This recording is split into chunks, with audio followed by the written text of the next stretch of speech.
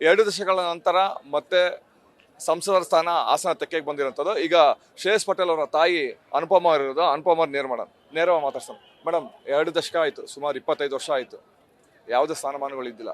ನೀವು 7 ಬಾರಿ ಸೋತಿದ್ರಿ, ನಿಮ್ಮ ಮಗನೂ ಸೋತಿದ್ರು. ಹೇಗನ್ಸುತ್ತೆ ಈ ಗೆಲುವು ನಿಮ್ಗೆ? ಇಲ್ಲ, ಈ ಗೆಲುವು ನಮಗೆ ಸಂತೋಷ ತಂದುಕೊಟ್ಟಿದೆ. ಎಲ್ಲದಕ್ಕಿಂತ ಹೆಚ್ಚಾಗಿ ಹಾಸನ ಜಿಲ್ಲೆಯ ಎಲ್ಲ ಮತಬಾಂಧವರಿಗೆ ನನ್ನ ಕೃತಜ್ಞತೆಗಳನ್ನ ಸಲ್ಲಿಸ್ತೀನಿ.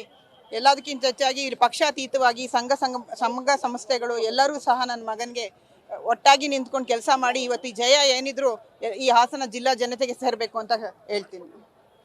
ಮೇಡಮ್, ಏನೆಲ್ಲ ಪ್ರಗತಿ ಕೆಲಸಗಳು ಮಾಡಬೇಕು?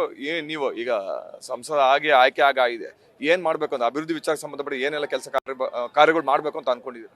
ಇಲ್ಲಿ ಹೆಚ್ಚಾಗಿ ಹೇಳ್ಬೇಕು ಅಂತ ಅಂದ್ರೆ ನಮ್ಮ ಕಡೆನಲ್ಲಿ ಎಲ್ಲಿ ಹಿಂದುಳಿದ ವರ್ಗದವರು ಅಲ್ಪಸಂಖ್ಯಾತರು ಇದ್ದಾರೆ ಅಲ್ಲೆಲ್ಲ ರೋಡು ಚರಂಡಿ ಯಾವುದೂ ಇಲ್ಲ. ಅವ್ರಿಗೆ ಯಾವ ಮೂಲಭೂತ ಸೌಕರ್ಯಗಳು ಇಲ್ಲ. ಅದಕ್ಕೆ ಮೊದಲು ಒತ್ತು ಕೊಡಬೇಕು ಅಂತ ಹೇಳ್ತೀನಿ.